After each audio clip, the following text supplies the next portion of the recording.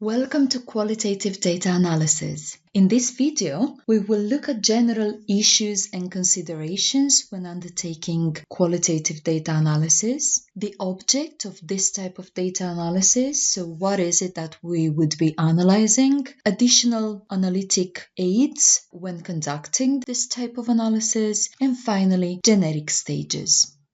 A data analysis is what we conduct when the entire data set is too detailed to present. It consists of reducing one's data to manageable, presentable statements which the reader can make sense of easily. It assimilates one's research findings, generating trends, themes, and ultimately a researchable proposition or a tentative theory. Therefore, the reason why we embark in data analysis is simply because we cannot present to the reader the entire data.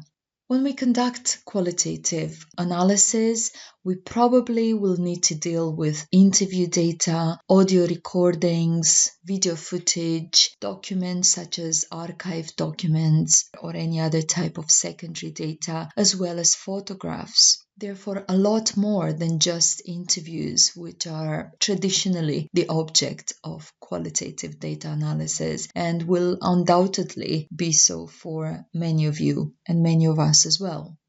One concept we would be referring to a lot in this session is that of the analytic framework. It is the umbrella explanation, the overall justification of how you are going to analyze your data. It's basically a reassurance that the way you are going to do it is not just chosen at random or based on convenience, but that there is an overall solid justification for the steps you are undertaking.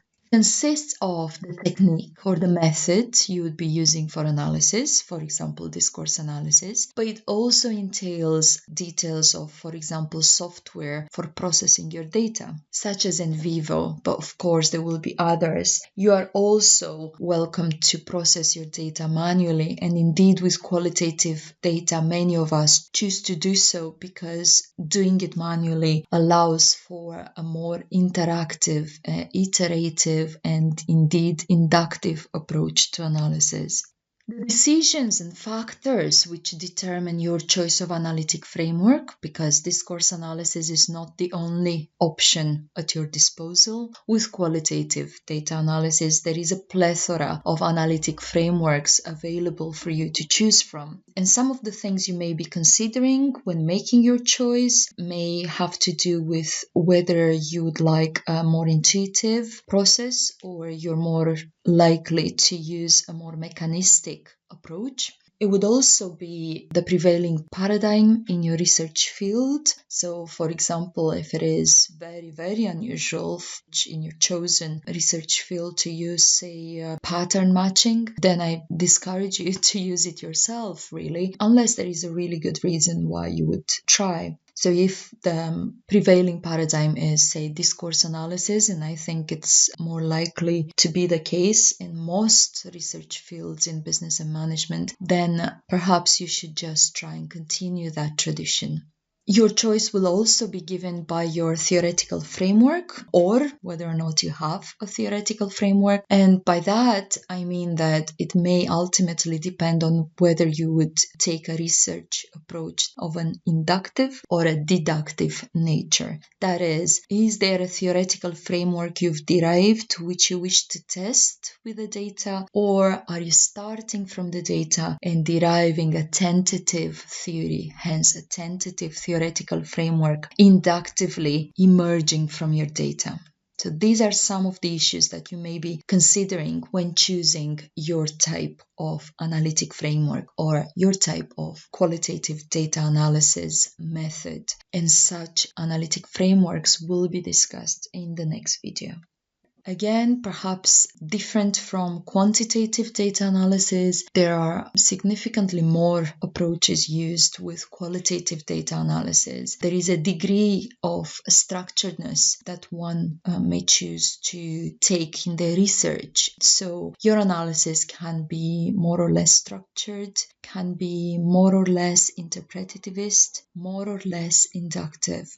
And what we mean by that is that categories, so theoretical categories, can emerge from your data or emerge from the literature. If emerging from your data, they could be exactly the concepts used by the subjects, for example, interviewing, or they could be your own concepts, really attempting to theorize on what your respondents might say. So creating abstract codes from the interviewee's responses.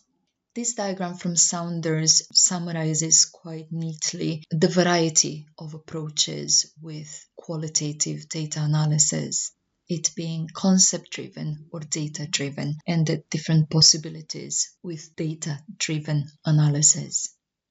Now, analytic frameworks could be of many types, but there is a generic process. And according to that generic process, the stages you would be going through are collecting or indeed sourcing your data in the case of secondary data, choosing that analytic framework, so that method, and conducting the analysis using the generic approach and then customizing such generic approach with a specific analytic framework chosen. Now, the generic approach consists of preparing your data, interpreting, theorizing, and then concluding on the basis of that data. Preparing your data consists of transcribing your audio recording, for example. Interpreting consists of essentially coding themes based on the literature, but not necessarily. Themes based on the literature would be consistent with a deductive approach to qualitative data analysis. Them being based on the data is definitely consistent with the inductive approach. Finally, theorizing that data, so getting more and more abstract from what is said in the interview data or what is shown in, say, photographs or what is presented in audio recordings or video footage to concepts, theoretical concepts, and then linking those concepts in a meaningful way which concludes the research and offers a tentative overall theory of your research. Just think of data analysis as the process through which you become able to tell somebody what you found in your research in a nice, neat paragraph. You know, when you tell people you do research in, say, partnership working, they often ask you, or at least they're entitled to, perhaps they're hesitant, but some will ask you, so what did you find out? And often we get quite inhibited by that question because it really comes down to how much time have you got for me to tell you everything I found out in my research. The reason why you're theorizing your data and you're creating links between those general statements and between those theoretical concepts is to allow you to tell someone in only a few minutes what it is that you found out in the course of your research. It would be a real shame if you did your research for 3-4 years and you're not able to tell somebody that in no longer than 5 minutes, and you're not able to summarize those findings for someone in no more than, say, 5 minutes or a paragraph. Often the objects of the qualitative data analysis may not be enough, may not seem enough, because often we would have thoughts and reflections on those objects, or perhaps we would like to record things that are not perhaps said, but are implied by, for instance, body language, and may not transpire in a transcription, but we as the researchers would have seen them anyway, and we would like to record them somehow to be allowed to later on analyze those alongside, say, the transcripts if what we're analyzing is interview data. Now, the following analytical aids could come to the rescue: interim summaries, self-memos, and a researcher's diary. You don't need all three of them You perhaps only need 1 or 2 or 3, why not? Or a 4th one we haven't considered in this video. But if you find something else useful, just go ahead and devise that useful aid. Let's go through the 3 just briefly. Interim summaries consist of what you have found so far and how confident you are in what you have found. Think of it as a report to self. It is useful because it's a barometer of how your data collection is going, and it will help you ascertain whether or not you need to collect more data, whether you need to ask different questions, or you just need to collect a different type of data. Then self-memos are, for example, the kind of notes you would jot down on a notepad, even though you are recording the interview, and they may refer to body language or contextual issues such as the environment in which the respondent works. So they are notes you are writing up when collecting your data in another way, for example, by recording an interview or a focus group. Or the notes you would attach to a photograph if what you are analyzing, if the data you're analyzing is a collection of photos.